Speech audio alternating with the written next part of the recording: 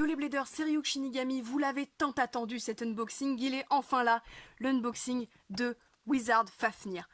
Je suis désolée de ne pas l'avoir fait avant, la toupie a mis pas mal de temps à arriver donc je m'en excuse, mais au moins aujourd'hui voilà, c'est fait.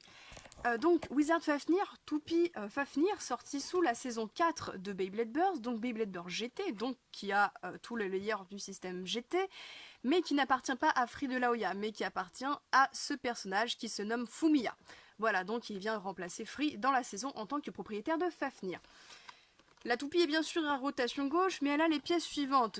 Donc la Gatinko Chip Fafnir, le Weight Sen, la base Wizard, ainsi que le disque Ratchet et le driver Rise. Et je vais vous expliquer tout ça lorsque je vais vous écrire la toupie, c'est parti.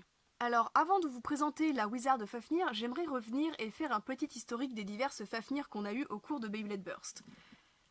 La toute première, issue de la saison Beyblade Burst God, il s'agit de Drain Fafnir, muni du disque 8 et du driver Nothing. Bon, ceci est une version Hasbro, normalement le driver est transparent. Puis nous avons eu sous la saison Beyblade Burst Shozed, la Geist Fafnir. Celle-ci avait des lames à ressort, du métal bien sûr vu que c'était le système Shozed. L'évolution du disque 8 qui était le disque 8 Dash, vendu à part la Frameproof et toujours un driver à ressort qui était Absorb. Et je trouve néanmoins cette Fafnir assez différente des autres et je vais vous expliquer pourquoi. Bon, déjà le layer Wizard de Fafnir qui est très joli, donc en 3 parties vu qu'il s'agit de la particularité des toupies Beyblade Burst GT. La toupie, on vient la déclipser à l'arrière, on pousse sur les dents de la Gatinko Chip, c'est un peu dur au début, et donc le layer se décompose comme ceci en 3 parties. En premier, nous avons la Gatinko Chip Fafnir, ce qui donne le nom Fafnir à la toupie. Bon, il n'y a pas les stickers, mais en gros, on a l'espèce de tête de dragon, ou je sais pas trop quoi, là le centre qui est peint en vert, et au niveau des dents, ça donne quoi? Parce que c'est vraiment ça la particularité des toupies GT, c'est que cette fois on peut customiser les dents. Eh bien, c'est pas trop mal, ça va. Il y a, je vois, 3 grosses dents, plus une dernière en périphérie. Donc voilà, assez satisfaite pour le moment, on verra ce que ça donne avec le taux de burst. Nous avons ensuite le Weight Metsu qui ressemble, je trouve, un peu à Zan, puisque ces parties sont toutes reliées, mais cette fois on a vraiment 3 points de chaque côté. Je le trouve assez bien designé, franchement, c'est joli. Et ensuite, nous avons la base Wizard, donc qui donne tout son design à Fafnir. Une fois de plus, les parties bleues sont en caoutchouc, ce qui maximise l'absorption des chocs et de la vitesse de rotation, donc le spin steel. Et c'est une base qui est faite pour tourner vers la gauche, c'est-à-dire que vous ne pourrez pas y mettre de Gatinko Chip de toupie à rotation droite, ni mettre de base de rotation droite avec cette Gatinko Chip. Le tout est ma foi assez régulier, on rappelle que c'est une toupie d'endurance quand même.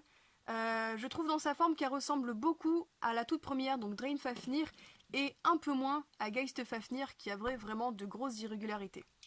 Concernant le disque, nous avons le disque Ratchet avec une partie centrale métallique et une partie périphérique en plastique. La partie métallique me fait beaucoup penser à un des premiers disques qu'on a eu sous Beyblade Burst qui était le disque Heavy qui présentait aussi 4 parties comme ça sur le côté. La particularité de ce disque est qu'il est un peu sous un système de cliquet. Je vous explique grosso modo. En gros, un cliquet, c'est un truc qui peut tourner dans un sens mais pas dans l'autre. Là, vous voyez, je tiens le disque par son plastique. Donc je surélève légèrement la partie plastique et effectivement le disque tourne dans les deux sens. Sauf que quand la partie métallique est en suspension comme ceci, donc comme lorsque la toupie sera montée, la partie plastique peut tourner dans un sens mais bloque dans l'autre. D'ailleurs je trouve le gimmick de ce disque assez intéressant pour une chose. On est d'accord que Wizard Fafnir est une toupie spécialisée dans le vol de vitesse de rotation qui tourne vers la gauche. Donc ça veut dire qu'elle tourne comme ça. Imaginez une toupie à rotation droite arrive en phase, donc elle va arriver comme ça. Donc ça veut dire que lorsque elle va heurter le disque, elle va le heurter comme ça. Donc elle va l'entraîner. Or, si c'est une toupie à rotation gauche qu'affronte Fafnir, ça veut dire qu'elle va lui faire perdre de la vitesse de rotation. Et regardez, ça veut dire qu'elle va arriver comme ça, et là, le disque esquive. Donc ça veut dire que c'est un disque vraiment fait pour les rotations gauche, puisque si vous le mettez sur les rotations droites, il va du coup avoir l'effet inverse. Il va bloquer les attaques venant des toupies de rotation droite, mais entraîner celles de rotation gauche. Tout dépend de l'effet que vous souhaitez donner à votre toupie. Et pour finir, nous avons donc le driver Rise. Alors quand j'avais fait un B-News dessus, j'avais dit qu'il serait probablement à rotation libre. Or, pas du tout. Et c'est bien la différence qu'on a avec les deux Fafnir précédentes, c'est que là, sur ce driver, on n'a ni de ressort, ni de partie en rotation libre. Cependant, regardez, donc là, il a une petite pointe assez pointue, de type endurance, sauf que sa partie sur les côtés, je pense, va lui permettre qu'il va pouvoir, voilà, tenir debout. Et nous, on aime les drivers qui tiennent debout, parce que c'est intéressant pour les fins de rotation, pour gagner en endurance face à une toupie qu'on aurait spin steel.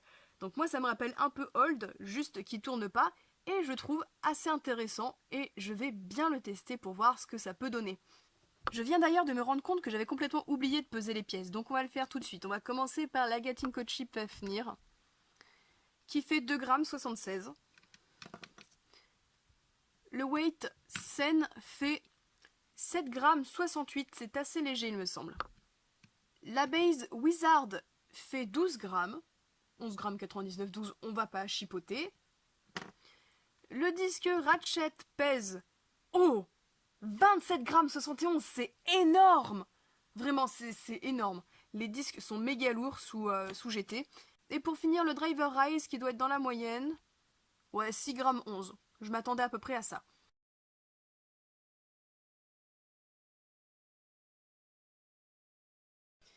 Donc, je vais dans un premier temps tester cette magnifique Wizard Fafnir toute seule dans le stadium pour qu'on en voit le mouvement. Hyper vitesse. Bon, elle a un petit mouvement de précession, ce qui est assez désagréable et qui en fait même trembler la caméra. Mais on va voir comment elle tient en fin de rotation.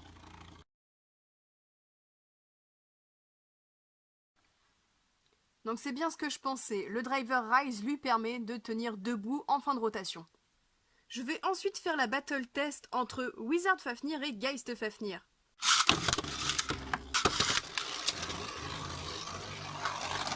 Alors oui, hein, le Driver Absorb est connu pour avoir cette espèce de mouvement assez agressif en début de combat.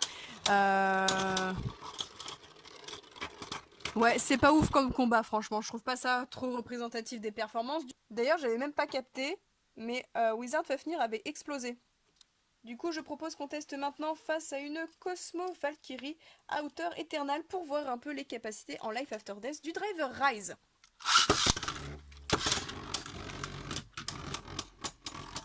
Donc on va bien voir ce que ça donne la stabilité en fin de rotation.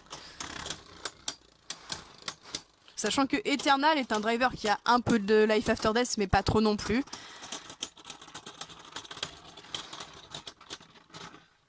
Eh bien écoutez, c'est presque une égalité, mais il me semble avoir vu Wizard Fafnir l'emporter de très peu. Donc eh bien je suis satisfaite pour le moment du Driver Rise, même si je trouve qu'il mérite encore un peu plus de tests. Donc voilà les Bladers, c'est tout pour l'unboxing de Wizard